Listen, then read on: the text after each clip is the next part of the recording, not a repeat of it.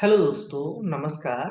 देखें कि जैसे आज का जो विषय है वो जुपिटर इन 12 हाउसेस है। मतलब गुरु का अलग-अलग भाव में क्या फल हो सकता है, पहले में हो, दूसरे में हो, तीसरे में हो। ये मतलब कई दिन से मैंने सोचा था कि इस पे वीडियो करना है। हालाँकि ऑलरेडी पहले से इस चैनल पे गुरु के अलग-अलग भाव में वीडियो अवेलेबल है, लेकिन वही बात है कि मुझे लगता है कि उसमें कुछ जानकारी छूट गई है।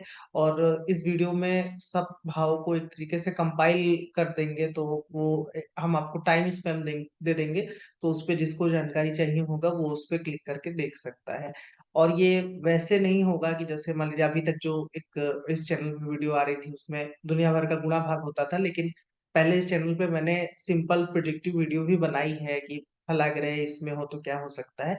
तो आज वही है, हो सकता है आपको दिलचस्पी कम आए, लेकिन फिर भी इसको भी देखने की कोशिश कीजिए, क्योंकि भाई जो कंटेंट है उसको तो हम पूरा करने की कोशिश ही करेंगे। हो सकता है आगे मंगल का भी 12 भाव में फल आए और बाकी ग्रहों का भी फल आए, तो जैसा होगा वो तो हम आगे आपको बताएँगे ही। लेकिन आज चलिए हम इस विषय को आगे बढ़ाते हैं। 1 मिनट दीजिएगा।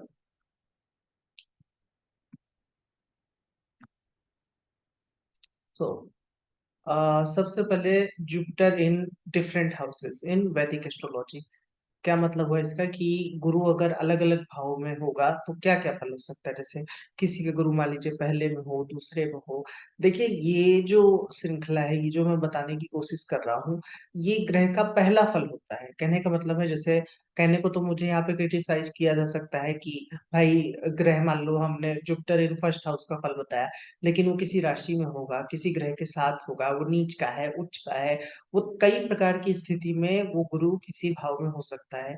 लेकिन अगेन फिर वही हमें कहीं से तो शुरू करना पड़ेगा। तो ये सबसे पहला फल होता है किसी भी ग्रह का।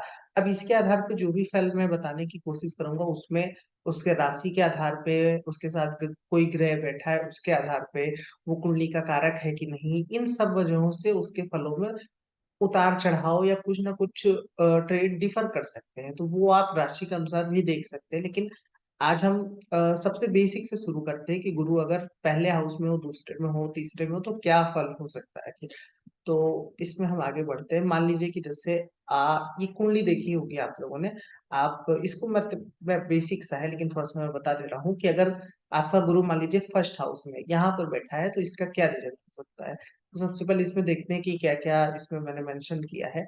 अगर गुरु पहले हाउस में होगा तो सबसे पहला फल इसका है, क्योंकि आप जानते हैं कि जैसे गुरु एक तरीके से ज़िम्मेदारी का कारक प्लैनेट होता है। तो व्यक्ति में भी लग्न जो होता है, यदि मान लीजिए गुरु आपका पहले हाउस में होगा, तो वो शरीर को रिप्रेज़ेंट करता है, स्वयं को रिप्रेज़ेंट करता है, आपके चरित्र को बताता है। तो इसमें मेंशन हुआ है कि व्यक्ति ज़िम्मेदार होता है, कहने का मतलब है जैसे वो स्वयं को सबसे बड़ा महसूस करता है। घर-परिवार में कोई बात हो गई, अड़ोस-पड़ोस में कोई बात हो गई, तो वो स्वयं को समझता है कि मेरी ज़िम्मेदारी है कि किसी की समस्या को कैसे सुलझाया जाए। ज़िम्मेदारी निभाने वाले होते हैं। सामान्यतः व्यक्ति नैतिक और ईमानदार होता है। अब इसका क्या मतलब हुआ? देखिए, गुरु एक शुभ ग्रह माना जाता है, सात्विक ग्रह माना जाता है।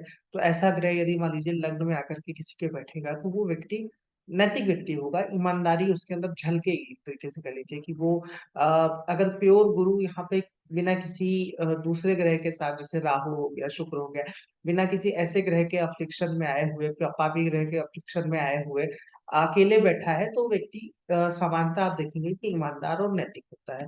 फिर आगे बढ़ते हैं, थोड़ा मोटापा ज़्यादा होता है। अब देखिए कि भई गुरु वसा को रिप्रेज़ेंट करता है, गुरु एक तरीके से फैलाव का कारक ग्रह है, तो यदि वो लग्न में आएगा तो ऐसे व्यक्ति के अंदर मतलब थोड़ा-सा वो चबीनेस हो गया, मतलब वो दिखने में लगेगा कि हाँ, व्यक्ति थोड़ा-सा शरीर एक तरीके से कह लीजिए हट्टा-कट्टा, या वो बॉडी में थोड़ा-सा मतलब चर्बी ज़्यादा होती है, ये एक चीज़ है। व्यक्ति ज्ञानी होता है, अच्छा सलाहकार होता है, अगेन वही भई गुरु का ट्रेट है, वो गुरु भी क्या जो सलाह ना दे, तो वो लेकिन इनको एक रहता है कि बात-बात पे सलाह देने का मन करता है, तो ये भी बहुत ज़्यादा मिलता है अगर गुरु। लेकिन इसमें ध्यान रखिए, गुरु आपके कुंडली का कारक ग्रह है, तो आप इस गुण को अपनाइए कि आप बात-बात पे लोगों को सलाह दे रहे हैं। लेकिन अगर अकारक ग्रह है, जैसे मान लीजिए आपका तुला लगन है या फिर मकर लगन है, शुक्र के लगन हो गया, शनि के लगन में गुरु उतना अच्छा प्लैनेट नहीं बनता है, तो उसमें फिर मान लीजिए कि आप लोगों को सलाह दे रहे हैं, तो कोई ख़ास आपकी सलाह वो व्यक्ति सुनता-वुनता नहीं है। तो वही है कि कब सलाह देनी चाहिए, इसका थोड़ा-सा ध्यान रखिए, हमेशा बात-बात पे लोगों को सलाह देने से बचना चाहिए। फिर व्यक्ति ज्ञानी होता है, अच्छा सलाहकार होता है, ये मैंने बता ही दिया। दूसरों को सिखाते हुए खुद सीखते हैं। अब इसका क्या मतलब हुआ, जैसे मान लीजिए कि अब किसी विद्यार्थी का चार्ट है, स्टूडेंट का चार्ट है, गुरु उसके लगन में बैठा है, तो उसको सबसे पहले ये सलाह रहेगी कि भाई तुम अपने साथ के लोगों को जो भी तुम सीख रहे हो, सिखाते हुए आगे बढ़ो तो तुम अच्छा परफॉर्म कर पाओगे। क्यों ऐसा कहा जा रहा है? क्योंकि आप जानते हैं कि भाई गुरु के अंदर नेचुरली एक ट्रेट होता है कि वो स्वयं को बड़ा समझता है। तो अगर वो जो बड़प्पन वाली क्वालिटी है, वो इनबिल्ट अगर वो लोगों को सिखाते हुए, सीखते हुए आगे बढ़े, तो वो क्वालिटी भी सेटिस्फाइड हो जाती है और वो ट्रेट व्यक्ति में निखर के भी आता है और सीखने में भी आसानी रहती है। तो लोगों को, दूसरों को सिखाते हुए कोई चीज का अगर ये अभ्यास करते हैं तो इनको ज्यादा फायदा रहता है। फिर एक लाइन इसमें ये भी है, पैसों से ज्यादा मान सम्मान को तवज्जो देते हैं। इसका क्या मतलब है भाई? देखो, जुपिटर एक सात्विक प्लैनेट है, वो पसंद करता है कि लोग उसकी दो चार सलाह मान लें, थोड़ा सा तवज्जो दे दे, रिस्पेक्ट दे दे। किसी कार्यक्रम में कोई कोई काम अगर मैंने किया है तो व्यक्ति की पूछ हो जाए, बस इतनी ही गुरु की थोड़ी बहुत उम्मीदें रहती हैं।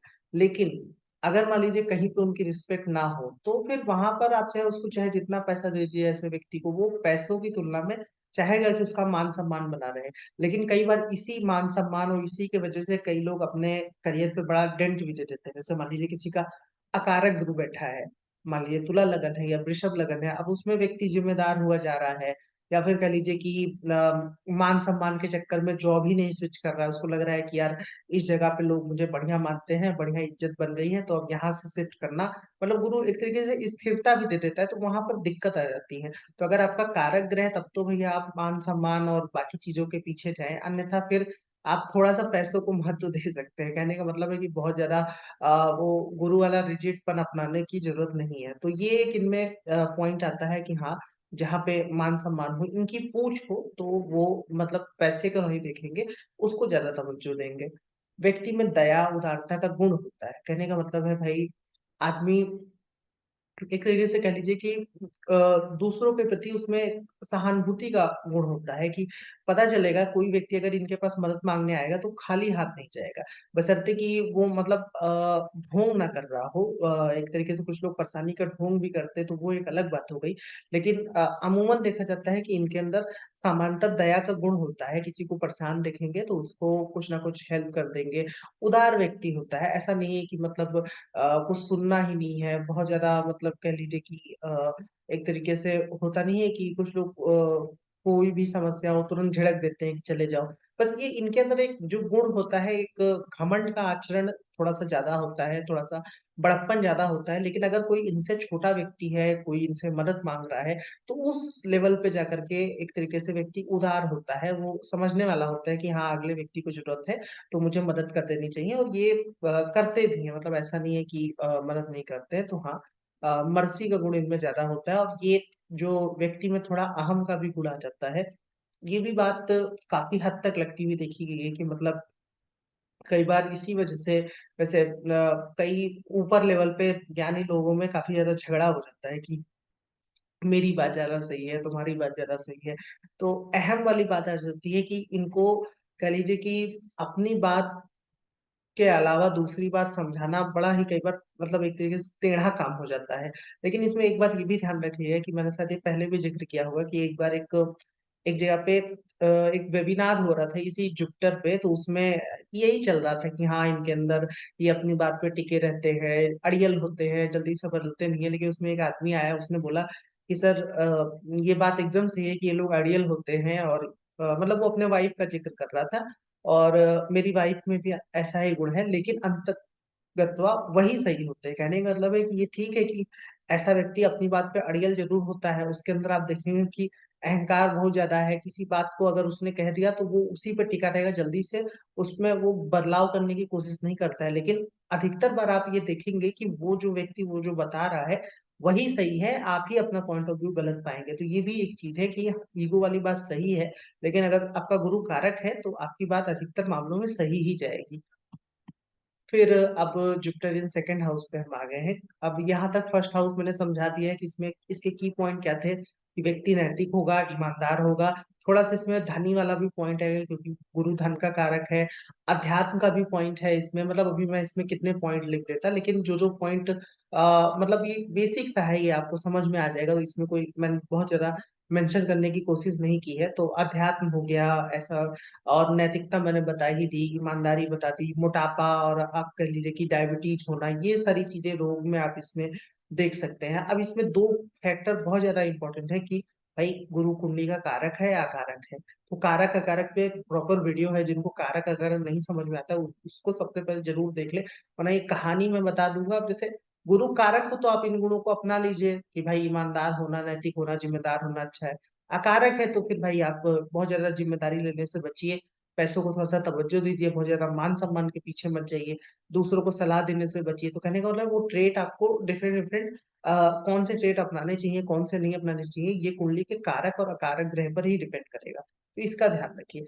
अब अगर मान लीजिए गुरु आपका दूसरे भाव में बैठा हो, दूसरे भाव का अर्थ है कि गुरु आपका यहाँ पर बैठा हो आपकी कुंडली में, तो क्या क्या फल हो सकता है। तो सबसे पहले हम इसको देखते हैं कि क्या क्या यहाँ पर मैंने मेंशन किया है। व्यक्ति एक संस्कार पूर्ण वातावरण में बड़ा होता है, जातक की वाणी सौम्य और स्पष्ट होती है। अब ये कहाँ से आ गया? देखिए, जैसे पहला भाव ऐसा माना जाता है कि हमारे एकदम पैदा होने की अवस्था को दर्शाता है।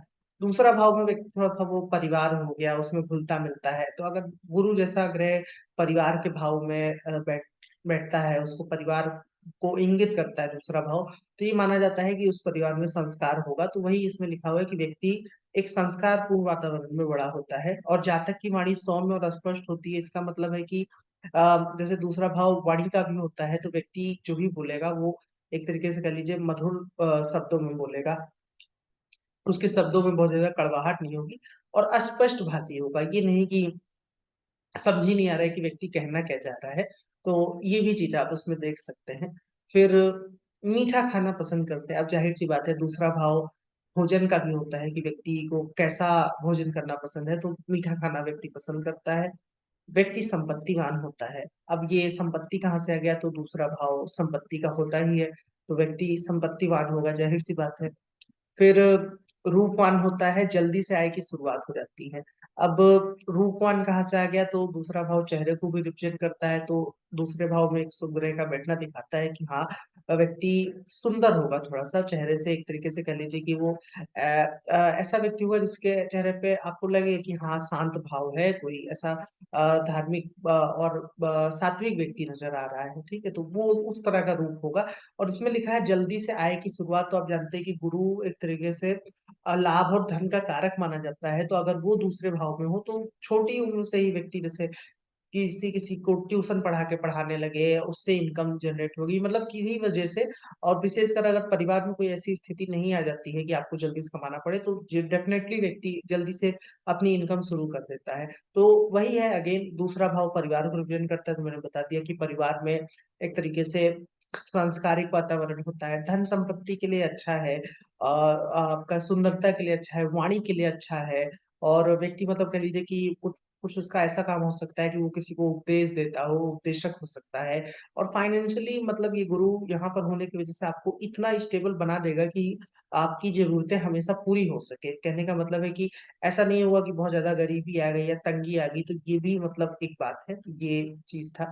अब हम आगे बढ़ते हैं कि जुपिटर इन थर्ड हाउस की, अगर मान लीजिए कि आपका गुरु तीसरे में बैठा हो, ये वैसे मैं बार बार दिखा रहा हूँ लेकिन आपको समझ में आ जाएगा। जैसे ये तीसरा भाव होता है, ये चौथा, ये पांचवा, तो ये मतलब ऐसे करते करते 12th हाउस तक चलते हैं। अब ये इसका 12वें भाव से क्या देखते हैं, ये सब बहुत मतलब बेसिक सी बात हो गई। कुछ लोग को तो ये लग रहा होगा कि आज ये क्या हम बता रहे हैं, लेकिन भाई समझ लो, क्योंकि कई तरह के व्यूअर होते हैं ना, सबको नहीं को किसी किसी को बहुत सी बेसिक चीज लगता है कि ये पहाड़ हो गया, किसी किसी को लगता है कि यार ये आज मतलब कुछ भी नहीं बताया है। तो वही चीज है ना कि सबके लिए सबका मतलब कि टेस्ट अलग अलग होता है। खैर, इसमें देखिए कि अगर गुरु आपका यहाँ पर बैठा हो तीसरे भाव में, तो क्या क्या फल हो सकता है, इसके फलों को हम देखने की कोशिश करते हैं। आ, हम्म सबसे पहले इसमें आया कि भाई दार्शनिक स्वर शैली, इसका क्या मतलब हुआ, ये क्या लिखा हुआ है? दार्शनिक स्वर शैली शैली का मतलब है कि भाई वैसे तीसरा भाव आपका कम्युनिकेशन स्किल को रिप्रेजेंट करता है। तो कभी-कभी आपने सुना होगा कि कुछ लोग को जैसे होता नहीं है कि बहुत फिलॉसफी झाड़ रहे हो, मतलब बात करने का तरीका, द वे ऑफ कम्युनिकेशन ऐसा है कि लगता है कि यार क्या ही बात, व्यक्ति क्या ही बात कर रहा है, बहुत ज़्यादा मतलब आप प्रभावित हो गए, ठीक है? जैसे देखिए, जो सेकंड हाउस की जो वाणी है, वो वाणी के उसको दर्शाती है कि भाई वाणी कितनी स्वीट है, मेलोडियस है, वो व्यक्ति बोल रहा है तो वो उसकी आवाज़ कैसी है। लेकिन जो तीसरा भाव वो एक दूसरे से बात करने को दिखाता है कि आप जब दूसरे व्यक्ति से बात कर रहे हैं, तो कितना आपकी बात को समझ पा रहा है, उसको कैच कर पा रहा है। तो वही है कि थोड़ा-सा ऐसे लोग फिलॉसॉफिकल एस्पेक्ट में ज़्यादा बात करते हैं। फिर इसमें एक लाइन आया पत्नी का गुलाम। अब ये क्या है? ये किसी अच्छी क्लासिकल टेक्स्ट में लिखा हुआ है। कहने का मतलब है अगर मान लीजिए जुपिटर अगर तीसरे, 7वें और 11वें में होता है, जुपिटर काम त्रिकोण में, ये 3 भाव काम त्रिकोण माने जाते हैं, उसमें बहुत ज़्यादा स्वयं को सहज नहीं महसूस करता है। तो ऐसे में गुरु के साथ एक दिक्कत ये हो जाती है कि वहाँ पर मतलब कहने का मतलब ये भोग त्रिकोण हो गया और गुरु सबसे अच्छा माना जाता है कि वो 1, 5, 9 में चला जाए और बाकी भाव में वो सम सा व्यवहार करता है। तो अगर वो तीसरे में होगा, तीसरा भाव हमारे जैसे एफर्ट का होता है, करेज का होता है, तो उसमें व्यक्ति व्यक्ति के एफर्ट में जो जिद्दीपन है, जो अड़ियल है, उसमें थोड़ी-सी कमी आ जाती है और व्यक्ति सबमिसिव टेंडेंसी की ओर ज़्यादा बढ़ जाता है। तो इस वजह से ये वाक्य लिखा हुआ है कि वो पत्नी का गुलाम, लेकिन इसको आप इस तरीके से समझ लीजिए कि जैसे होता नहीं कि कुछ लोग भाई अपनी वाइफ की ज़्यादा मानते हैं, तो वही है कि हो सकता है कि व्यक्ति सुनने वाला व्यक्ति होता है। ऐसा नहीं है कि हर बात पे आपके ऊपर चढ़ जाएगा। तो इसको इस सेंस में लीजिएगा, डायरेक्ट वैसे मत लीजिएगा कि अपने वाइफ का वो एकदम जो होता नहीं है झुक कर के रहने वाला व्यक्ति, वैसा कुछ नहीं है। ये है कि भाई ऐसे लोग कोई बहुत ज़्यादा जैसे होता नहीं कि डायरेक्ट वायलेंस नहीं पसंद करते हैं कि भिड़ गए और ये सब उनको थोड़ा-सा कम पसंद होता है। तो वो चीज़ है कि बुद्धि से भाई समझ से सोच समझ के किसी विवाद का हल कर लो, वो ज़्यादा सही है। तो ये एक चीज़ है। धन लाभ, अब ये धन लाभ कहाँ से आ गया? तो धन का कारक ग्रह आपका एक दृष्टि से 11वें भाव को देखेगा तो वो भी मतलब इसमें थोड़ा-सा मेंशन हुआ है कि हाँ, सोर्स ऑफ अर्निंग के लिए अच्छा हो जाता है कि जल्दी से इनकम शुरुआत हो गई और आय शुरू हो गई। तो हाँ, ये भी गुरु तीसरे में भी बैठ करके धन लाभ देता है। संतुष्ट, अब ये संतुष्ट कहाँ से आ गया? तो तीसरा भाव हमारी इच्छाओं को भी दर्शाता है कि आपकी इच्छाएँ कैसी हैं। तो उसमें जैसे कि व्यक्ति गुरु जैसा ग्रह अगर तीसरे में होगा तो वो इच्छाएँ और इसमें राशि भी ध्यान रखिएगा कि गुरु की राशि हो, सूर्य की राशि हो, तो वो इच्छाएँ बहुत ही ज़्यादा दीर्घकालिक नहीं होंगी या वैसी नहीं होंगी कि भाई घर हो, गाड़ी हो, बहुत ही जैसे होता नहीं कि मटेरियलिस्टिक टाइप की इच्छाएँ, वैसी इच्छा बहुत ज़्यादा नहीं होगी। व्यक्ति बस एक कह लीजिए कि आप उसके मुँह से यही सुनते हुए पाएँगे कि जो मिला सब कुछ सही है, जितना ईश्वर ने दिया सब कुछ अच्छा है, तो ऐसा व्यक्ति मतलब थोड़ा-सा संतोषी किस्म का होता है। बहुत ज़्यादा वो चीज़ों को चाहेगा, उसमें थोड़ा-सा मतलब एक क्वेश्चन मार्क रहता है, लेकिन ये बात तभी लागू होगी जब लगन पे बुध, शुक्र जैसे राहु जैसे ग्रहों का प्रभाव ना हो या ये गुरु बुध की शुक्र की राशि में ना हो, इसका ध्यान रखिएगा कि ये वाक्य जो शब्द है ये मैंने बोल तो दिया लेकिन ये सब पे लागू नहीं होगा, इसलिए ये ध्यान रखिएगा। फिर आशावादी, अब आशावादी का क्या अर्थ है कि भाई जुपिटर जब थर्ड में बैठेगा ना, तो एक तरीके से आपको हमेशा होप देने की कोशिश करता है कि भाई कोई भी समस्या आ गई, उम्मीद है कि वो चीज़ ठीक हो जाएगी। ये है और व्यक्ति कई मामलों में मतलब ऐसे लोग जल्दी से कह लीजिए कि एक होता नहीं कि बैलेंस स्थिर नेचर के होते हैं कि कुछ भी हो जाए व्यक्ति अपने बुद्धि पे भरोसा रखता है, उसको पता है कि किसी न किसी तरीके से चीज़ें ठीक हो जाएँगी और वो एक तरीके से उम्मीद लिए हुए रहता है कि आज नहीं तो कल कोई चीज़, कोई होप ऐसी आपके पास है कि वो और वो होप वास्तविक होती है। ऐसा नहीं कि फर्जी आपने किसी से आशा लगाई हुई है और वो चीज़ पूरी नहीं हो पा रही, नहीं इनके पास कोई ना कोई होप ऐसी होगी कि वो उसकी वजह से उस समस्या की नैया पार हो जाएगी, तो इसको इस सेंस में समझ लीजिए।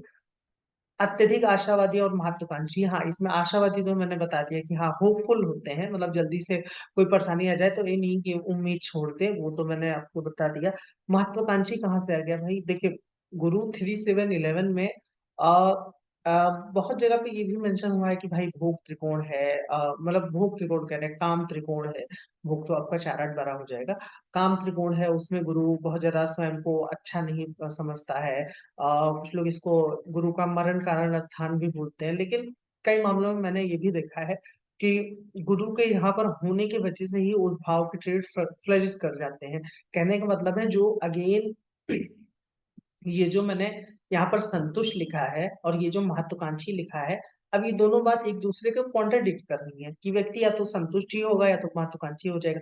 तो आप ध्यान दीजिएगा कि ये संतुष्ट वाला बात तभी लागू होगा जब इस गुरु के साथ कुंडली का 9th लॉर्ड बैठा हो, ये गुरु अपनी आपका हो गया धनु में है, मीन में है, तो व्यक्ति संतोष और उस तरफ ज्यादा जाएगा। लेकिन अगर ये गुरु मान लीजिए कि शुक्र के साथ बैठा है, बुध की राशि में बैठा है, बुध के साथ बैठा है, इस पे राहु का प्रभाव है, तो फिर वो संतोषी व्यक्ति नहीं, वो फिर वो जो भाव, जो तीसरा भाव जो इच्छाओं का होता है, उसमें फिर भारी भरकम इच्छाएं भी होंगी और व्यक्ति हो सकता है कि उसको सम्मान की लालसा हो और भी किसी चीज की लालसा हो, तो वो व्यक्ति फिर महत्वाकांक्षी होगा। तो इसलिए ये ध्यान रखिए कि उस गुरु पे कैसे ग्रहों का प्रभाव है। जैसे भाई सूर्य का प्रभाव है, सूर्य की राशि में बैठा है गुरु, आपका गुरु स्वयं की राशि में बैठा हो और उस पे जैसे कि मान लीजिए कि अगेन पंचमेश का प्रभाव है, नवमेश का प्रभाव है, तो वहां पर व्यक्ति संतुष्ट हो सकता है।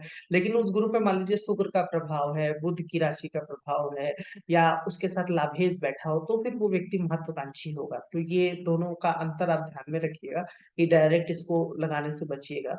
फिर आपका घूमने का शौकीन, अब तीसरा भाव यात्राओं का भी होता है, तो गुरु जैसा ग्रह उसमें बैठा होगा, तो ये कई बार धार्मिक यात्राएं भी देता है कि छोटी छोटी भाई, कभी एक होता नहीं है कि ये वैष्णो देवी दर्शन कराए, कभी जयपुर चले गए दर्शन करने, ये मंदिर वो मंदिर, तो ऐसे धार्मिक यात्राएं करना ऐसे लोगों को बहुत ज्यादा पसंद होता है। तो ये तीसरे भाव के बारे में था।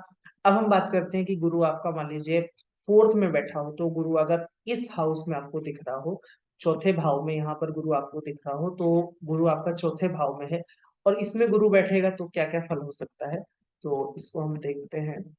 हम्म सबसे पहले इसमें मेंशन हुआ है कि गौरवपूर्ण जीवन शैली। अब इसका क्या मतलब हुआ कि भाई व्यक्ति का जीवन ऐसा होगा कि वो दिखेगा कि हाँ सम्मान से व्यक्ति जी रहा है, आसपास के लोग जो भी हैं वो ये जानते होंगे कि भाई बहुत ही अच्छे इंसान है और वह किसी एक होता नहीं है कि भले अंदर से आप कैसे रह रहे हो वो अलग बात है, लेकिन लोग आपके बारे में परसेप्शन ऐसा रहेगा कि बहुत ही उच्च किस्म का आदमी है और बहुत ही धार्मिक व्यक्ति है और एक तरीके से मान सम्मान रुतबा आपका समाज में और उस दायरे में बना रहेगा। तो वैसा मतलब जीवन है ये इसमें बताया गया है। फिर उदार और प्यार करने वाला, अब इसका क्या मतलब हुआ। देखिए चौथा भाव व्यक्ति के मनोस्थिति का भी होता है, तो अगर मान लीजिए कि किसी के मन पे गुरु जैसे ग्रह का प्रभाव हो तो व्यक्ति अंदर से उदार होता है, लोगों का सुख दुख समझने वाला होता है और प्यार करने वाला होता है। कहने का मतलब है कि कोई किसी समस्या में हो तो वो आपको समझाएगा, सलाह देगा, आपकी मदद करेगा। कहने का मतलब है व्यक्ति चाहेगा कि कोई ऐसा व्यक्ति उसके साथ रहे किसी परेशानी में, जो उसको समझा सके और न सिर्फ समझा सके, उसको उस चीज से उबार सके। तो इनका इनबिल्ट नेचर ऐसा हो जाता है कि वो दूसरों को गिवर नेचर होता है कि दूसरों को देने वाले होते हैं। तो वही उदार और ये जो प्यार करने वाला मेंशन हुआ है वो इसी को दिखाता है। उच्च चेतना, उच्च चेतना का एक दूसरा अर्थ है, कहने का मतलब है चारण बारह गुरु के लिए मतलब बड़ा ही टिपिकल पोजीशन हो जाता है, इसलिए कि चारण बारह आपका मोक्ष को भी रिप्रेजेंट करता है, अध्यात्म हो गया, व्यक्ति मेटलिस्टिक वर्ड से कट कर गया। और वही मान लीजिए कि चारण बारह में शुक्र का प्रभाव है, बुध का प्रभाव है, राहु का प्रभाव है, तो ये भाव आपका भोग को भी रिप्रेजेंट करता है। तो ये उच्च चेतना किस ओर इंगित कर रही है, कहने का मतलब है कि इस गुरु पे मान लीजिए नवमेश का प्रभाव है या ये गुरु अपनी राशि का बैठा है, तो व्यक्ति अध्यात्म को लेकर के उसकी चेतना मतलब वो उसमें एक प्योरिटी हो जाएगी। ठीक है, वो आदमी उसको जो एक होता नहीं है कि लालच हो गया, जैसे भाई आदमी में कोई भी व्यक्ति होता है, ठीक है, उसमें अच्छाई बुराई का एक पूरा पूरा मानक होता है। जैसे कोई व्यक्ति अच्छे में भाई सबसे टॉप लेवल पे है, फिर उससे नीचे, फिर धीरे धीरे करते करते करते करते एक होता नहीं कि भाई नैतिक, फिर थोड़ा नैतिक, फिर कम नैतिक, फिर अनैतिक, फिर खराब, फिर बहुत खराब, फिर बहुते खराब, फिर दुष्ट, तो एक पूरा एक तरीके से हेरारकी बन जाती है। तो जो गुरु का जो ये उच्च चेतना जो मेंशन हुआ है वो इसका अर्थ इसको दर्शाता है कि यहाँ पर गुरु अगर अपनी बेस्ट फॉर्म में है, वो अपनी राशि में है, उस पे मान लीजिए कि नौमेश का प्रभाव है, और तो फिर वो व्यक्ति की चेतना बहुत ही उच्च किस्म की होती है, उसके अंदर एक तरीके से कह लीजिए कि भोग विलास हो गया, झूठ हो गया, लालच हो गया, बुराई का कोई भी गुण नहीं देखा जाएगा, ठीक है? तो वो एकदम टॉप किस्म के ऊपर आ जाएगा।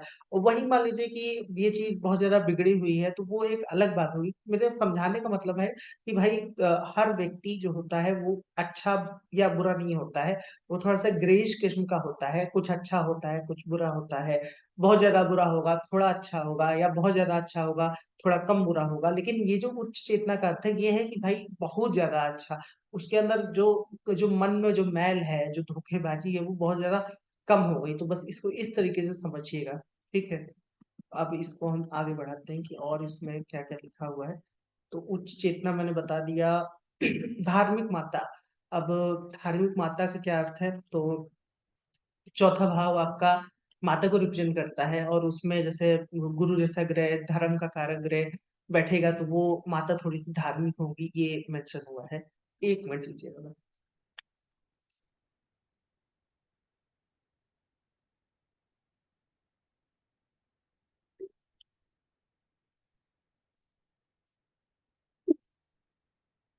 कहने का मतलब है कि माताजी थोड़ा-सा मतलब उसमें उनका भक्ति, अध्यात्म में ज़्यादा रुचि हो सकता है, ये बताया गया और माता का स्वभाव बहुत अच्छा होता है। अब इसमें चंद्रमा को भी देख लीजिएगा, संतुष्ट। अब चौथे में गुरु बैठा है, तो व्यक्ति मन से संतुष्ट होता है। जो हम तीसरे में बात कर रहे थे ना, चौथे में भी ये बात बहुत ज़्यादा लगती है कि भई आदमी आपको मिलेगा तो यही बताएगा कि जो है बहुत मिला ब ब ब जितना ईश्वर ने दिया बहुत है, तो वो मन से कह लीजिए कि जो एक एक होता नहीं है कि तृप्ति जो एक रस का आनंद का संतोष दूसरा है। जैसे मान लीजिए किसी आपने कोई जूस पिया, आपको बहुत अच्छा लगा, कोई गाड़ी खरीदी, बहुत खुशी हो गई, ये शुक्र का हो गया, ठीक है? मन से तृप्त हो जाना थोड़ा-सा चंद्रमा का हो गया। लेकिन आध्यात्मिक, मानसिक और एक तरीके से शारीरिक और अपने अंदर एक संतुष्टि की चेतना को प्रभावित कर लेना और एकदम उसके उसमें विलीन हो जाना, उस संतुष्टि का कारक गुरु ही होता है। तो अगर चौथे में वो बैठा होगा तो वही जो ये जो मैंने उच्च चेतना अभी आपको समझाया था, उसका कनेक्शन इस संतुष्टि से बन जाता है। अगर अगर ऐसा होता है कि वैसे कम ही चार्ट में मिलेगा, लेकिन कुछ-कुछ लोगों में आपको मिलेगा कि वो व्यक्ति वास्तव में संतुष्ट होगा कि एक होता नहीं है कि जैसे अगर मान लीजिए कि भाइयों का झगड़ा है, तो ये वाला व्यक्ति सबसे पहले अपना प्रॉपर्टी हिस्सा छोड़ने पे आतुर होगा कि जाओ ले जाओ, मेरे कोई झगड़े में ना पड़ाओ। तो ये वाली भी चीज़ आ जाती है। लेकिन कई बार अगर अकारक हो गुरु और वहाँ पर उनके बहुत ज़्यादा संतुष्टि का भाव हो जाए, तो इस संतुष्टि के भाव की वज़ह से घरवाले बहुत ज़्यादा परेशान हो जाते हैं कि मतलब अपना तो सब दान-धर्म कराए और घरवाले इनके दिक्कत में हैं, तो वो भी एक चीज़ है। अपनी धरती पे निवास, अब ये क्या है तो हम जब पिछले दो तीसरे वीडियो में मैंने बताया था शायद जो फॉरेन वाला मैंने पढ़ाया था उसमें मैंने बताया था कि आपका गुरु हो गया वो स्थिरता को रिप्रेजेंट करता है, वहीं राहु, शनि विदेश को रिप्रेजेंट करते हैं। तो अगर गुरु मान लीजिए कि चौथे में होगा, तो ये दिखाता है कि आपको अपनी जड़ों से जोड़े रखेगा, अपने घर से, समाज से जोड़े रखेगा। जल्दी से वो कह लीजिए कि ये गुरु विदेश ले जाने में बाधक होता है, बशर्ते कि ये द्वादशेष होकर के चौथे में ना बैठा हो। तो वही है कि अपनी धरती पे ऐसे लोगों का निवास होता है। फिर अपनी धरती में मतलब रहते हैं, ज़्यादा पसंद करते हैं, वहीं पे मतलब एक तरीके से जीवन गुज़र जाता है।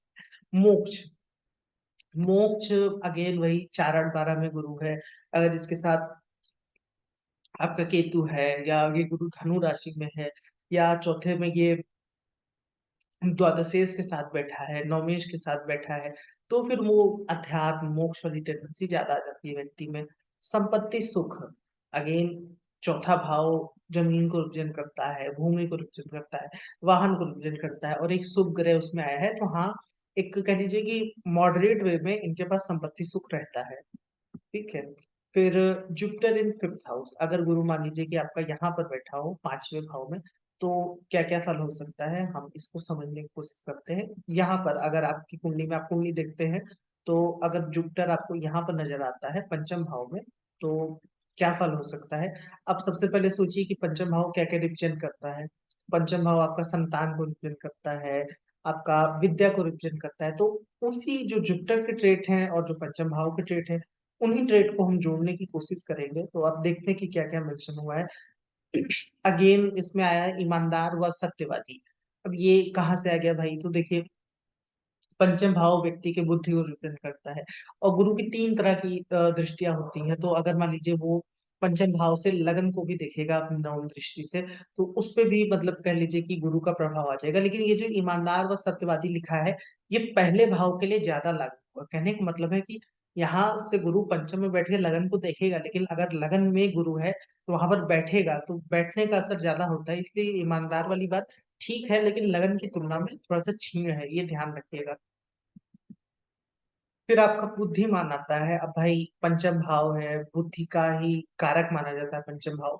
तो उसमें गुरु जैसा ग्रह जो कि ज्ञान का कारक माना जाता है, वो बैठेगा तो व्यक्ति बुद्धिमान तो होगा ही। जो किताबों में मेंशन हुआ वो मंत्री तक मेंशन हुआ है, तो वही मतलब है कि डिप्लोमेट व्यक्ति होता है, बुद्धि अच्छी होती है। अ, भाग्यवान बच्चे, ये कहाँ से आ गया?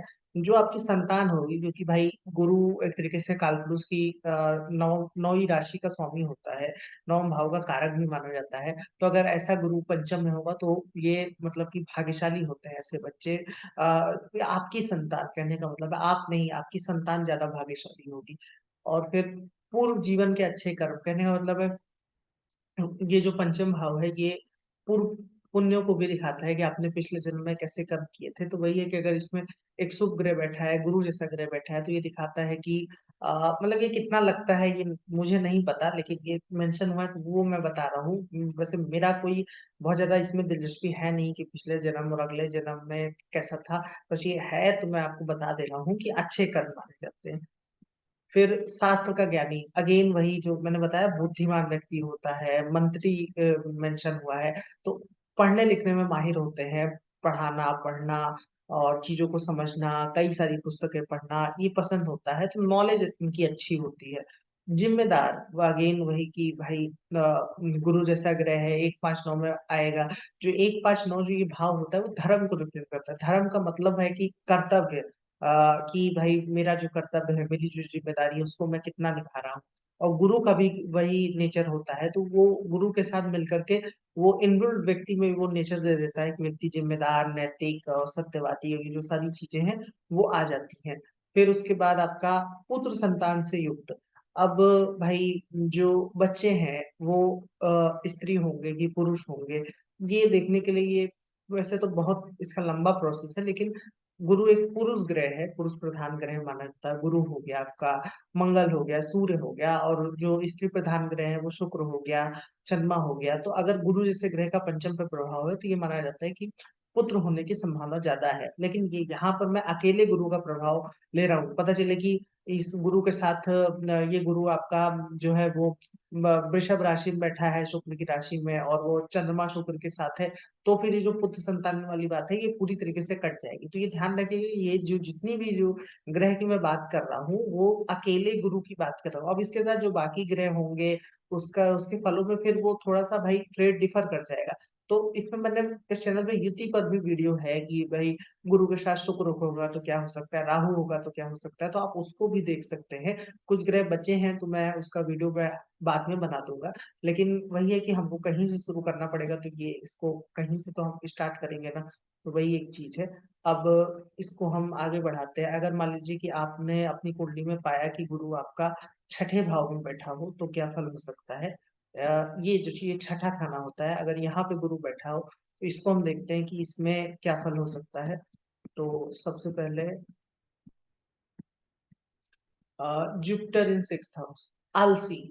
अब आलसी कहाँ से आ गया भाई? तो हाँ, जैसे छठा भाव हमारे रोजमर्रा का माना जाता है, संघर्ष का माना जाता है। तो संघर्ष के भाव में अगर गुरु जैसा ग्रह बैठा होगा, तो व्यक्ति के अंदर थोड़ा-सा आलस ज़्यादा हो जाता है। वो भाग-दौड़, वो चीज़ें थोड़ा-सा कम पसंद करता है। पापी ग्रह इस चीज़ को रिप्रेजेंट करते हैं कि भाई अगर मान लीजिए यहाँ पे मंगल बैठा हो, सूर्य बैठा हो, राहु, शनि बैठा हो, तो व्यक्ति थोड़ा भाग-दौड़ करे, जीवन में थोड़ा-सा संघर्ष है उसके। लेकिन गुरु जैसा ग्रह थोड़ा-सा व्यक्ति को आलसी बना देता है।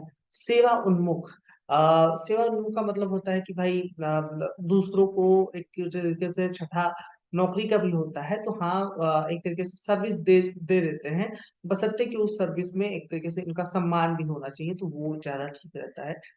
चालाकी से शत्रु पे विजय, अब जो छठा भाव है ये आपका रोग का, शत्रु का, ऋण का होता है, तो अगर छठे भाव में गुरु जैसा ग्रह बैठेगा तो व्यक्ति दिमाग लगा के थोड़ा-सा घातपन अपना करके, कहने का मतलब है कि कैसे शत्रु पे विजय पाई जाए, वो बौद्धिक रूप से, बौद्धिक स्तर पे व्यक्ति शत्रु पे विजय पाने की कोशिश करता है।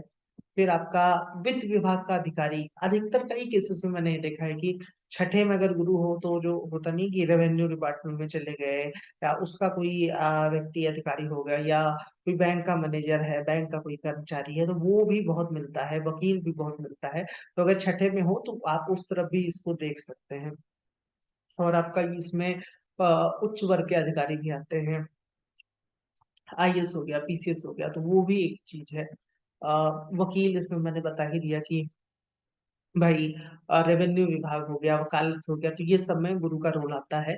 अब क्योंकि छठा भाव रोग का भी होता है, तो मधुमेह, मोटापा, ये भी चीज है कि ये रोग दे देता है अगर इसमें गुरु थोड़ा सा पीड़ित होगा तो। अगर जैसे देखिए, ये कहा जाता है कि छठे में पापी ग्रह अच्छे होते हैं, शुभ ग्रह अच्छे नहीं होते, लेकिन भाई जो शुभ ग्रह है वो अपने रोग तो आपको दे ही सकता है ना। जैसे भाई छठा भाव रोग को रिप्रेजेंट करता है, तो जो गुरु का रोग है वो तो होगा ही ना, हो सकता है बाकी रोग ना हो, वो एक अलग चीज है। वही पापी ग्रह हो जाए तो फिर तो आपको रोग से, लंबी समस्याएं से जूझना पड़ सकता है, वो एक अलग चीज है। लेकिन अगर छठे में गुरु बैठेगा, या मान लीजिए सूर्य बैठेगा, तो सूर्य बैठेगा तो सूर्य से हम आंखों के लिए अच्छा नहीं कहेंगे। तो वही है कि अगेन, कोई ग्रह जो छठे में बैठा है उसके कारकत्व का रोग होने की संभावना बहुत ज्यादा बढ़ जाती है। और अगर इस पे कोई पापी प्रभाव भी हो तो फिर वो बीमारी को ज्यादा इंगित करता है। और इसमें भी ध्यान रखिए, ये जो पंचम में मैंने गुरु का फल बताया था, इसमें मैं एक बात बताना भूल गया कि इसमें बहुत लोग कहेंगे ये कारको भाव नाशा लग जाएगा। कहने का मतलब है कि संतान का कारक ही संतान भाव में बैठ गया। तो इसमें एक बात ध्यान रखिए कि अगर इस पंचम भाव पर कोई पापी ग्रह का प्रभाव है, और गुरु पे भी तब वो पापी ग्रह का प्रभाव हो जाएगा। कहने का मतलब है, अगर पंचम भाव पे किसी पापी ग्रह का प्रभाव होगा और गुरु वहां पर बैठा है, तो भाव और कारक दोनों पीड़ित हो जाएंगे, तो फिर उस संतान के लिए ज्यादा कष्ट होगा। तो वही चीज इसमें भी लागू होती है कि अगर मान लीजिए कि इस गुरु के साथ कोई पापी ग्रह हो गया, तो गुरु भी पीड़ित हुआ, छठा भाव उस पापी ग्रह से पीड़ित होगा, तो फिर वो रोग बढ़ने की ज्यादा संभावना हो जाती है। ठीक है। और ये दीर्घकालिक परेशानियां, भाई देखिए, छठा भाव संघर्ष का होता है, शत्रु हो गया, ऋण हो गया, कर्जा हो गया।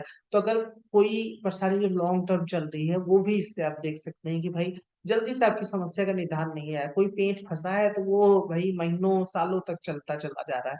और इसमें राशि का भी ध्यान रखिएगा, अगर इसमें स्थिर राशि हो, जैसे 2 हो गया आपका, 5 हो गया, 8 हो गया, 11 हो गया, तो फिर वो दीर्घकालिक दीर्घकालिक परेशानियां कई सालों की हो जाती है। तो ये ध्यान रखिएगा कि चर में है कि स्थिर में है, इससे भी बहुत ज्यादा असर पड़ता है। ठीक है। फिर आपका जुपिटर इन सेवेंथ हाउस अगर सातवें में बैठा हो तो क्या फल हो सकता है। तो इसको जल्दी से मैं बता देता हूँ कि कहाँ पर गुरु आपको नजर आएगा। यहाँ पर अगर आपका गुरु बैठा हो, वैसे ये बहुत लोग को आता होगा, लेकिन फिर भी जैसे बहुत लोग लाइक शुरू शुरू में जब कोई कुंडली देखता है तो गिनना आसान नहीं होता है कि कौन सा भाव कौन सा है, कौन सा भाव किसको क्या बोलते हैं। तो ये सप्तम भाव होता है। अगर आपको अपनी कुंडली में यहाँ पर गुरु बैठा दिख रहा है, तो आप समझ जाइए कि गुरु आपका सप्तम भाव में है। और सप्तम भाव में गुरु होने के क्या क्या फल हो सकते हैं, इसको हम देखते हैं। तो सबसे पहले इसमें आपका आया है, हाँ, सहानुभूतिपूर्ण। ये सहानुभूतिपूर्ण वही भाई, क्योंकि गुरु सप्तम में होगा, वहां से वो लगन को देखेगा, तो व्यक्ति के अंदर उदारता, सहानुभूति का गुण आएगा। उन पर पहले ही हम बात कर चुके हैं। फिर सम्मानित और प्रशंसित, मतलब कि भाई सप्तम भाव एक तरीके से पब्लिक का भी होता है कि लोग आपको कैसे देखते हैं, तो वो लोगों से सम्मान मिलना, प्रशंसा मिलना, उसको भी ये दर्शाता है। आशावादी, होपफुल नेचर होता है।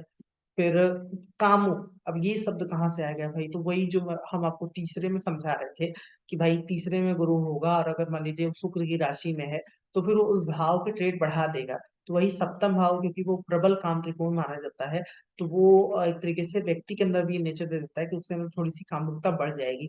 लेकिन इसमें राशि का ध्यान रखिएगा कि बुध शुक्र का प्रभाव हो, बुध शुक्र की राशि में हो, राहु की राशि, राहु के साथ हो, सॉरी मैं राहु की राशि भूल गया, तो फिर वो प्रभाव ज्यादा बढ़ जाएगा। फिर सदाचारी और पवित्र जीवन साथी, अब भाई सप्तम भाव हमारे स्पाउस का होता ही है, तो आपके जीवन साथी पे भी गुरु के ट्रेट आएंगे। जो हम लगन के ट्रेट पढ़ रहे थे, वो आप मान के चले कि आपके पार्टनर में आएंगे कि वो ईमानदार होगा, सदाचारी होगा, उसके अंदर नैतिक गुण ज्यादा होगा, तो वो चीज आपके पार्टनर में आप देख सकते हैं। उसको भी बात बात पे सलाह देने का मन ज्यादा करता होगा।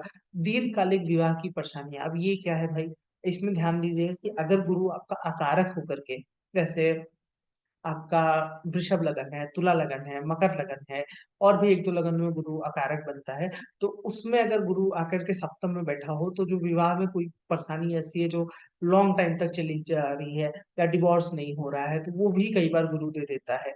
या विवाह में देरी भी कई बार गुरु दे देता है अगर सप्तम में होगा, तो इसका भी ध्यान रखिएगा।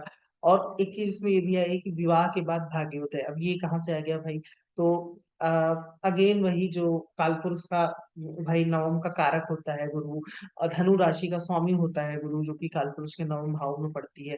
तो ये इसलिए मेंशन हुआ है कि हाँ, विवाह के बाद भाग्योदय व्यक्ति का होता है। अब ये कितना लगता है कि नहीं, ये मुझे आप लोग बताइएगा कि जिनका गुरु सप्तम में हो, विवाह होने के बाद क्या भाग्योदय हुआ कि नहीं? तो फिर उसको देखते हैं। फिर न्यायप्रिय, अब भाई सप्तम में गुरु बैठा है और 7वें तक आते-आते मतलब वो जो 7वें में जो जिस राशि का सबसे ज़्यादा गुण आता है, वो तुला का गुण आता है। तो वो व्यक्ति थोड़ा-सा बैलेंस हो जाता है, उसके अंदर ये गुण होता है कि वो लोगों को देख सके कि कौन सही है, कौन गलत है, न्याय करना पसंद होता है और लोगों का प्रिय, ये हम आपको बता ही चुके हैं कि लोग आपको पसंद करते हैं। तो अगेन सप्तम भाव जो रिप्रेज़ेंट करता है, आपके स्पाउस को रिप्रेज़ेंट करता है, आपके कह लीजिए कि व्यापार को रिप्रेज़ेंट करता है। ये उसमें मेंशन नहीं हुआ है, वो ही मैं बता दे रहा हूँ कि 7th का गुरु कई बार व्यक्ति को कामुक भी बनाता है, विवाह में देरी भी होती है, कोई लॉन्ग टर्म की विवाह की परेशानी चली आ रही है, वो भी देखा जा सकता है। व्यक्ति एक कह लीजिए कि कोई पांडित्य का कार्य कर रहा हो, उसको भी आप जोड़ के देख सकते हैं, कोई सलाहकार है, वो भी जोड़ के देख सकते हैं, कोई कह लीजिए कि आपका व्यापारी है जो कि आपका स्वीट्स का एक तरीके से बिज़नेसमैन है, उसको भी आप जोड़ के देख सकते हैं। या कोई कंसल्टिंग सर्विस चला रहा है, उसको भी जोड़ के देख सकते हैं। तो कई तरीके से इसको आप जोड़ के देख सकते हैं अगर सप्तम में गुरु होगा तो। तो ये चीज़ थी। अब जुपिटर इन 8th हाउस।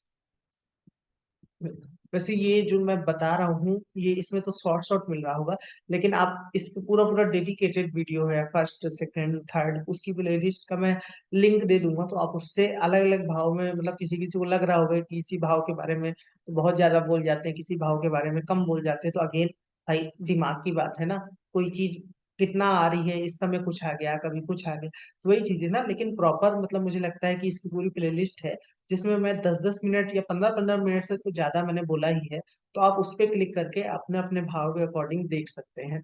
अब हम 8th पे आते हैं कि अगर मान लीजिए आपका जुपिटर यहाँ पर आपको दिखता है 8वें में बैठा हो, तो क्या-क्या फल हो सकता है? इसको हम समझने की कोशिश करते हैं। तो हाँ, इसमें आया है आपका सबसे पहले छुपा हुआ दानी। अब ये क्या हो गया भाई? तो देखिए 8वाँ भाव जो होता है, ये आपके छुपे चरित्र को भी रिप्रेजेंट करता है कि व्यक्ति अंदर से कैसा है, उसका चरित्र कैसा है। तो अगर वो छुपे चरित्र को रिप्रेजेंट करता है, और गुरु को हमने बात की ही थी कि वो भाई गुरु ग्रह उदारता का कारक होता है, उदार होता है।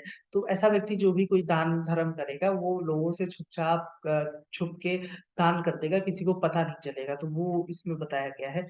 अब इसमें एक लाइन आई है, आध्यात्मिक रूप से विकसित आत्मा। अब इसका क्या मतलब हुआ? सुन के तो लग रहा है कि ये क्या चीज़ है? देखिए जो 8वाँ होता है, वही मैंने जो आपको चौथे में समझाया था कि 4, 8, 12, ये मोक्ष त्रिकोण को रिप्रेजेंट करता है। तो अगर इसमें गुरु होगा और इस पे अगेन फिर से इसी भाव का संबंध आ जाए कि इन्हीं भाव के स्वामी भी साथ में बैठे हो, 4, 8, 12, या ये गुरु मीन राशि में हो, केतु के साथ हो, तो वो जो एक होता नहीं है कि भाई अंदर से व्यक्ति बहुत ज़्यादा स्पिरिचुअल चीज़ों को अपना लिया है, वो अंतर ध्यान में व्यस्त है, अध्यात्म को बहुत ज़्यादा अपनाए हुए है, तो वो अपने सोल को ही एक तरीके से ईश्वर से कनेक्ट करने की कोशिश कर रहा है। बहुत ज़्यादा मतलब कि एक कह लीजिए कि जो इस तरीके की चीज़ें होती हैं, ज्योतिष हो गया, अध्यात्म हो गया, और जो परातत्व की चीज़ें होती हैं, उसको समझने की कोशिश कर रहा है, रिसर्च कर रहा है, उसी में जाना चाह रहा है, उसी में ज़्यादा मन लग रहा है, तो उसको इस तरीके से आप देख सकते हैं कि वो फिर समाज से डिटैच होकर के और स्वयं को एकदम आध्यात्मिक पथ पे ले जाने की ओर देखता है। हालाँकि ये बहुत कम लोगों के चार्ट में मिलेगा, लेकिन कुछ लोगों में आप देख सकते हैं। फिर गूढ़ और मनोवैज्ञानिक बुद्धि। अब भाई 8वाँ भाव क्योंकि गूढ़ चीज़ों का होता है, गूढ़ विद्याओं का होता है, जैसे आपका ज्योतिष हो गया, तंत्र मंत्र हो गया, इवन कई मनोवैज्ञानिक को भी इसमें देखा जाता है, मन का विज्ञान कैसा है, भौतिकी को भी देखा जाता है, मेटाफिजिक्स हो गया। तो उसके कोई चीज़ जो गहरी रिसर्च हो, कोई गहरी बात हो, उस पे देखना, ठीक है? व्यक्ति अंदर से कह लीजिए कि उसकी बुद्धि मतलब कि गहरी होती है, उसको चीज़ों की समझ होती है, ना सिर्फ डिटेल बल्कि वो गहराई से चीज़ों को जाँचना जानता है। वो मनोवैज्ञानिक बुद्धि व्यक्ति की होती है, अच्छी समझ होती है, कहने का मतलब ये है, अगर गुरु 8वें में होगा तो। इसमें ये देखिए एक शब्द आया है वित्तीय नुकसान। अब इसका क्या मतलब हुआ कि भाई जैसे धन का कारक ग्रह है वो 8वें में बैठा हो, तो जीवन में 2-3 बार ऐसा हो जाता है कि अचानक कोई सडन फाइनेंशियली आपको अनस्टेबिलिटी आ गई कि आपको पता नहीं चला कि ये क्या हुआ। तो वही है कि कोई ना कोई वित्तीय नुकसान होने की संभावना होती है।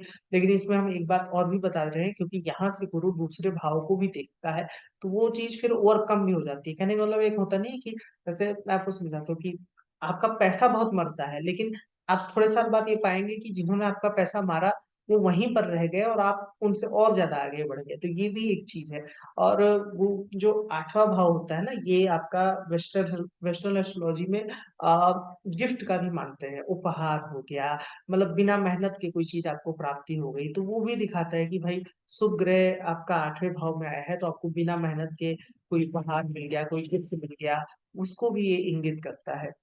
फिर आपका लंबी उम्र, अब लंबी उम्र कहाँ से आ गई तो अष्टम भाव आयु का भी होता है और उसमें गुरु क्योंकि वो एक स्थिर का कारक ग्रह है, शुभ ग्रह है, दीर्घकालिक इसको माना जाता है, तो व्यक्ति के आयु के लिए ये गुरु बहुत ज़्यादा अच्छा होता है।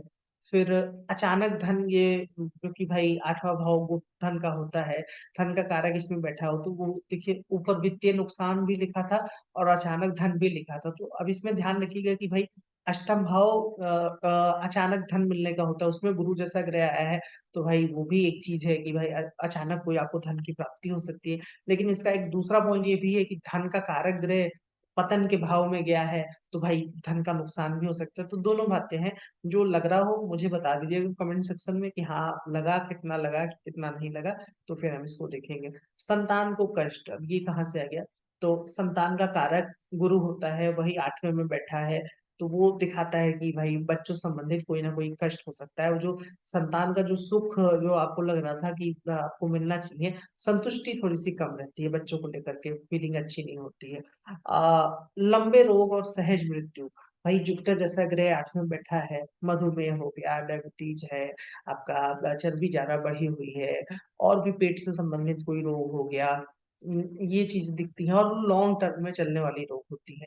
तो कोई लंबा रोग जो आपको शुरू से ही चला आ रहा हो मतलब कोई रोग हो जाता है, उससे ऐसा कोई नहीं कि ऐसा सामने से कोई उससे उसकी वज़ह से बहुत ज़्यादा कोई परेशानी आ रही हो, लेकिन दवाएँ खा रहे हैं, 10-10 साल से दवा चल रही है, तो वो एक चीज़ है कि वैसा भी कई बार ये गुरु दे देता है और सहज मृत्यु का अर्थ है कि भाई जैसे 8वाँ भाव आयु का भी होता है, मृत्यु का भी होता है। तो अगर मान लीजिए कि मृत्यु का तो बशर्ते नहीं होता है, लेकिन कहने का मतलब है अगर अष्टम में मान लीजिए पापी ग्रह है तो वही भाव बिगड़ गया तो वो मृत्यु का हो गया।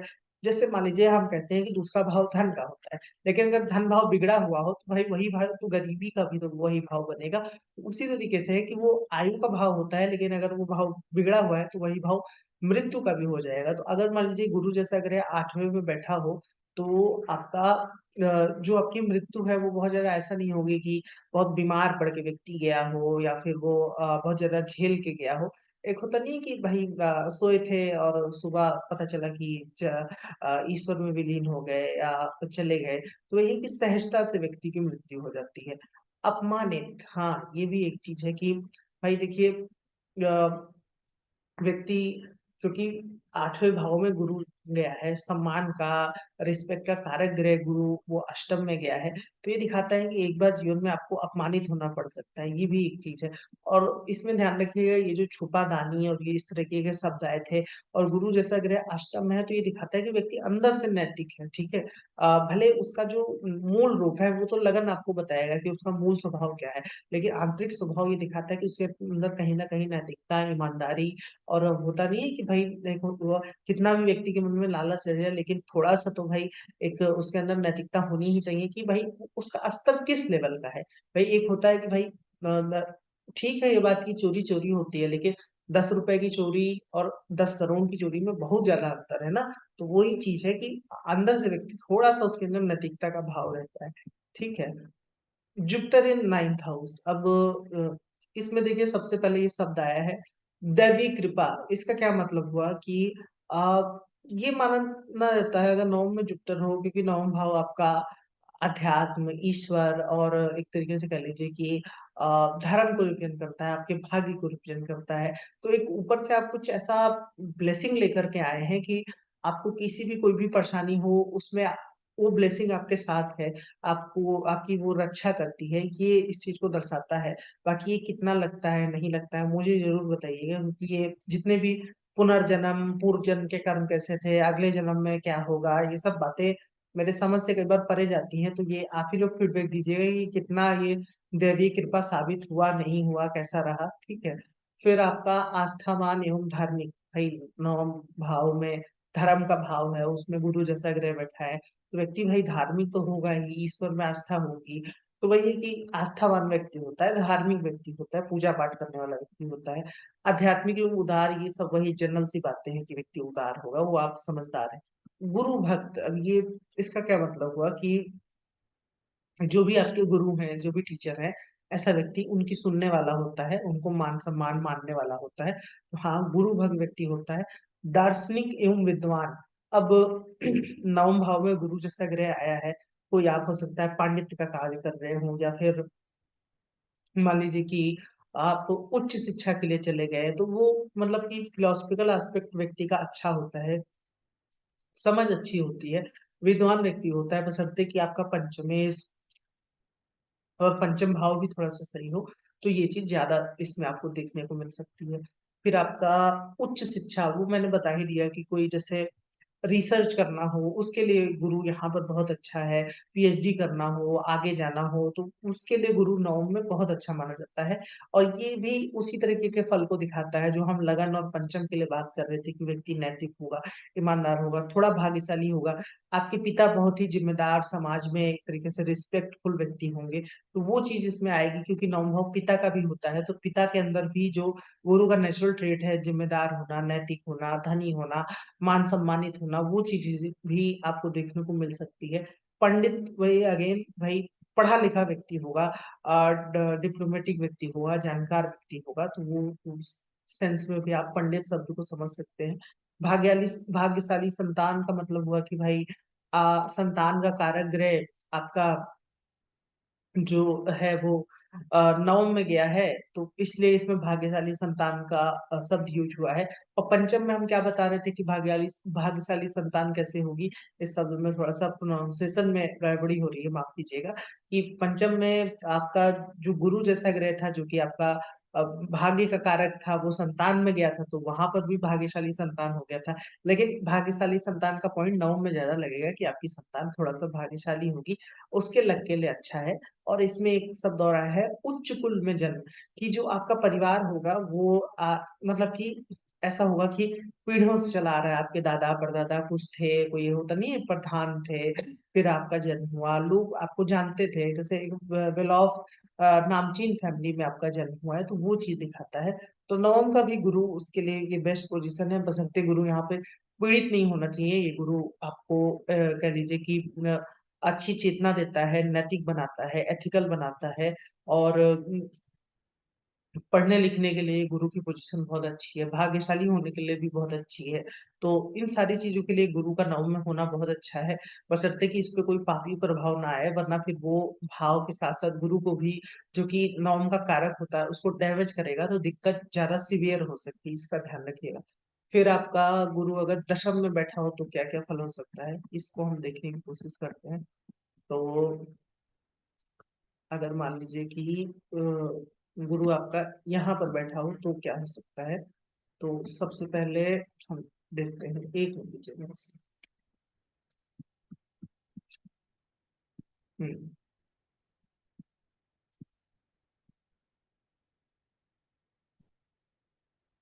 यहाँ पे शब्द आया है प्रतिष्ठित एवं प्रसिद्ध। अब दशम भाव आपके कर्तव्य को रिप्रेजेंट करता है। ये दिखाता है कि कितना भाई आपकी अथॉरिटी है, सत्ता कितनी है आपके पास।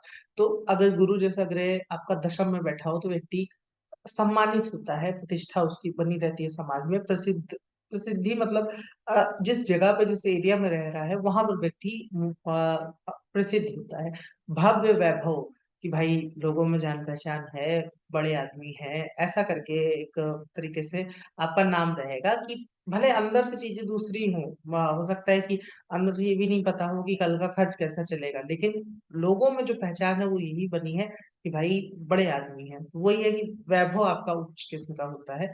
सत्ता, कोई अथॉरिटी आपके पास हो, चाहे आप कोई छोटी सी दुकान अपनी खोल के बैठे हो, लेकिन वो दुकान आपकी है, मालिक आप हैं। कहने का मतलब है कि कोई जॉब ऐसी जिसमें अथॉरिटी आपके पास हो, आपकी दस्तखत से चीजें आगे बढ़ती हो, तो वो कई बार इसमें जुपिटर यहाँ पर रिप्रेजेंट करता है कि सत्ता आपके हाथ में रहेगी। मिठाई विक्रेता, अब ये देखिए, हमेशा मतलब ये लाइन जानबूझ के लिखी गई है क्योंकि दसम भाव कर्म का होता है, तो मैं तो बहुत सारा ट्रेड बता सकता था कि अच्छा व्यक्ति करियर वाइज ये कर सकता है, लेकिन यहाँ पे ये क्यों लिखा है, तो ये एक बुक में मेंशन हुआ था, वही मैं आपको बता रहा हूँ कि मिठाई बेचने वाले को भी गुरु से देखा जाता है, क्योंकि गुरु भी मीठे का कारक होता है। अब इसमें ये हो सकता है कि कोई भाई कोई बड़ा बिजनेसमैन हो जो कि होटल खोले हुआ हो, स्वीट्स का उसका बिजनेस हो, तो वो भी चीज है। ऐसा जो ही थोड़ा नहीं है कि कोई हलवाई होगा तो वो गरीब होगा, तो ये ध्यान रखिएगा कि उस स्वीट्स के बिजनेस को भी गुरु देता है। फिर आपका अड़ियल, क्योंकि दशम भाव अगेन वही ये दिखाता है कि उसमें रिजिडिटी ज्यादा होती है भाई, आप अपने करियर में कितना ज्यादा सख्त हैं, बोल्ड डिसीजन लेने वाले हैं। तो यहाँ पर गुरु आपका एक तरीके से कह लीजिए कि जिद ज्यादा दे देता है, अहंकार ज्यादा दे देता है कि भाई नाम है, मेरी सत्ता है, मैं जो बता रहा हूँ वो ज्यादा सही होगा।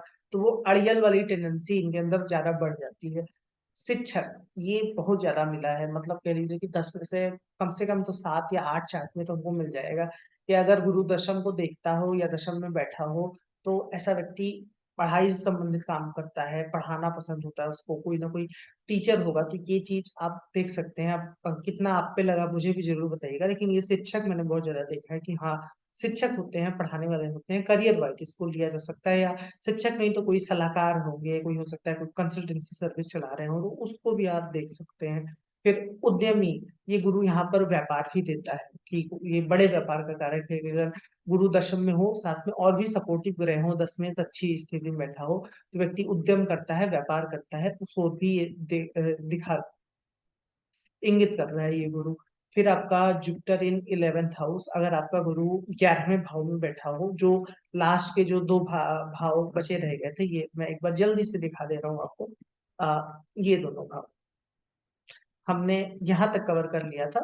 अगर गुरु आपकी कुंडली में यहाँ पर बैठा हो तो ये 11वें भाव में आपका गुरु होगा। तो यहाँ पर बैठा हो तो इसका क्या क्या फल हो सकता है, इसको हम समझने की कोशिश करते हैं। एक मिनट लीजिएगा। हाँ, सबसे पहले इसमें देखिए मेंशन हुआ है धनी। धनी कहाँ से आ गया, तो अगेन वही धन का कारक ग्रह लाभ भाव में बैठा है, तो व्यक्ति धनी नहीं होगा तो और क्या होगा। तो हाँ, ये दिखता है कि हाँ, पैसों से संपन्न व्यक्ति होगा। उच्च स्तरीय लोग से जान पहचान। अब जो आपका 11वां भाव होता है वो आपके मित्रों का होता है, आपके सर्कल का होता है कि कैसे लोगों के बीच आप बैठ रहे हैं, कैसे लोगों से आपकी जान पहचान है।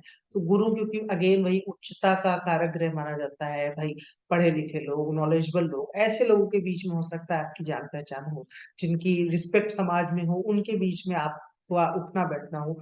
तो ये इसको रिप्रेजेंट करता है। फिर उद्यमशील मानसिकता और कौशल। देखिए, जब हमने तीसरे की बात की थी, क्योंकि ये अगेन 3 7 11 काम त्रिकोण हो गया, तो मैंने बताया था कि कई बार यहाँ पर गुरु भाव के कारकत्व में भी वृद्धि कर देता है, अगर इस पे शुक्र का प्रभाव है, ये बुध की राशि में है, तो उस तरीके से सप्तम में मैंने बताया था कि कामुकता देता है। तो अगर गुरु 11वें भाव में होगा, अगर मान लीजिए शुक्र की राशि में है, या इस पे बुध शुक्र का प्रभाव हो, राहु का प्रभाव हो, तो ये व्यक्ति के मस्तिष्क में उद्यम करने की क्षमता ज्यादा मतलब विकसित हो जाती है। उद्यम करने की लालसा बढ़ जाती है, क्योंकि भाई भाव जो है वो गुरु के वजह से प्रभावित हो रहा है, और वो गुरु शुक्र बुध की राशि या शुक्र बुध जैसे ग्रहों की वजह से प्रभावित है, तो इसलिए फिर वो चेतना जो होती है वो उद्यम करने की ओर लालसा ज्यादा बढ़ जाती है, और फिर वो उसकी कुशलता भी होती है व्यक्ति में, अगर व्यक्ति रिस्क लेना जानता है, रिस्क लेना पसंद करता है, और वो एक तरीके से कह लीजिए कि उसके थॉट में ये आ जाता है कि मुझे बड़ा व्यापारी बनना है, पैसे कमाने हैं, तो उस तरीके का भी ट्रेड कई बार ये गुरु 11वें में देता है। अभी देखिए इसमें आगे ये भी आएगा कि अपनी इच्छाओं से संतुष्ट है, क्योंकि भाई 11वां भाव इच्छा पूर्ति का है, तो वही है कि ये दोनों डिफरेंट ट्रेट है, इसका ध्यान रखिएगा कि गुरु पे अगर शुक्र का, राहु का, बुध का, या गुरु अगर दो में है, दूसरी राशि में है, छठी में है, आपका बुध की राशि में है, तुला में है, आपका इवन आपका वृषभ हो गया, आपका मिथुन हो गया, इन सब राशियों में है, तो फिर ये गुरु जो हम उद्यमशीलता पैसे की बात कर रहे थे इस ओर ज्यादा ले जाएगा।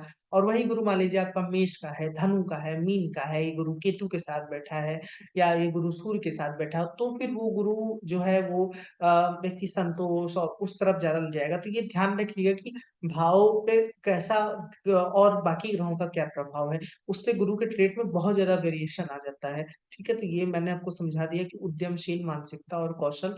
फिर जुनूनी, वही ये लाइन इसी से आएगी कि भाई अगर गुरु आपका उन ग्रहों से प्रभावित है जो कि इस भाव के लिए ज्यादा मतलब कह लीजिए कि सहयोग कारक ग्रह होते हैं, जैसे आपका बुध हो गया, शुक्र हो गया, इवन राहु हो गया, तो फिर व्यक्ति के अंदर काम करने का जो जुनून है, जो व्यापार करने की ललक है, वो चीज ज्यादा बढ़ जाती है, और व्यक्ति जुनूनी होता है, जोखिम लेना जानता है, और वो सफल भी होता है। मतलब कई ऐसे बिजनेस जो एक होता नहीं भाई, कोई भी व्यापार करने से पहले व्यक्ति को रिस्क लेना पड़ता है, तो वो है कि जोखिम लेना पड़ेगा आपको, लेकिन हाँ आप सफल हो जाएंगे, बशर्ते यहाँ पर गुरु कारक होना चाहिए, ध्यान रखिएगा। सम्मान की लालसा, अब अगेन वही वंजा जुपिटर always जुपिटर, कि भाई जुपिटर जैसा ग्रह 11वें भाव में गया है। 11वां भाव आपका पुरस्कार को भी रिप्रेजेंट करता है, कितना आपने अपने जीवन में अचीवमेंट प्राप्त की है, सम्मान कितना है लोगों में, एक होता नहीं कि जैसे अवार्ड सेरेमनी की तरीके से आप समझ लीजिए। तो गुरु अगर 11वें में हो तो बहुत ज्यादा इनको चाहिए होता है कि भाई ये डिजर्विंग है, इनको सम्मान मिले, और अगर ये गुरु यहाँ पर पीड़ित है तो उसी सम्मान की वजह से इनको पीड़ा होती है कि भाई जो जो चीज, जो अवार्ड ये रिप्रेजेंट कर रहे थे, मतलब इनको मिलना चाहिए था, ये इनका था, वो इनके अलावा किसी और को दिया गया, तो वो फिर वो काफी ज्यादा इनको पीड़ा होती है। अब वैसे तो ये हो सकता है कि छोटे स्तर की बात हो, लेकिन जब अपना पुरस्कार किसी और को मिलता हो तो वो अच्छा नहीं लगता। तो वही चीज है कि वो सम्मान की लालसा बहुत ज्यादा बढ़ी हुई दिखती है अगर 11वें भाव में गुरु हो तो। जल्दी से आय की शुरुआत, ये इसमें भी मेंशन हुआ है कि भाई धन का कारक ग्रह लाभ में बैठेगा तो वो इनकम को तेजी से दे देता है, कि हाँ आपकी इनकम जल्दी से शुरू हो जाती है, बशर्ते कि ये गुरु स्थिर राशि और शनि के प्रभाव में नहीं होना चाहिए, ये ध्यान रखिएगा। फिर इसको आगे बढ़ाते हैं। महत्वाकांक्षी मैंने बता ही दिया कि हाँ इच्छाओं, ये महत्वाकांक्षी या संतुष्ट होगा, इसमें वेरिएशन आएगा कि मैं राहु बुध शुक्र का प्रभाव है तो व्यक्ति महत्वाकांक्षी होगा, केतु सूर्य धनु राशि मीन राशि का प्रभाव है तो फिर वो भाई इच्छा से संतुष्ट, और उस तरीके के, और दूसरी ओर आप देख सकते हैं सम्मानित, अगर 11वें में गुरु है और वो पीड़ित नहीं है तो हाँ मोटा माटी मतलब समाज में रिस्पेक्टफुल लोग होते हैं, आपका सम्मान होगा वो बना रहता है, तो वही चीज है कि सम्मानित व्यक्ति होता है। अब इसमें जैसे एक चीज और मुझे समझानी थी, ये जितना भी अभी हम महत्वाकांक्षी जोखिम लेना और ये सब में हम बात कर रहे हैं, कई बार ये इच्छाएं ऊंचे लेवल पे बहुत ज्यादा बड़ी हो जाती है। जैसे एक होता नहीं कि भाई जो यूनिवर्सिटी लेवल पे जो प्रोफेसर के झगड़े होते हैं कि प्रिंसिपल मुझे बनना है, या एचओडी हमको बनना है, और भाई मिनिस्टर बनना है, या जो ऊंचे लेवल का जो एक होता नहीं कि भाई कितना ज्यादा आप उच्च पद पे स्वयं को स्थापित कर सके, इस तरीके की अगर लालसा है तो कई बार गुरु ये भी रिप्रेजेंट यहाँ पर कर देता है, दे देता है। ठीक है, तो हम 11वें भाव तक बात कर चुके हैं। अब सबसे अंतिम भाव, अगर गुरु आपका मान लीजिए कि 12वें भाव में बैठा हो तो क्या फल हो सकता है, इसको हम देखने की कोशिश करते हैं। ये कुंडली है, यहाँ तक हमने बात कर चुके हैं हम लोग। अब अगर गुरु आपका 12th में बैठा हो तो क्या फल हो सकता है, यहाँ पर आपको अगर आपका गुरु नजर आ रहा है तो इसको हम समझने की कोशिश करते हैं। एक मिनट कीजिएगा। हम्म, सबसे पहले इसमें आया है कि भाई आध्यात्मिक।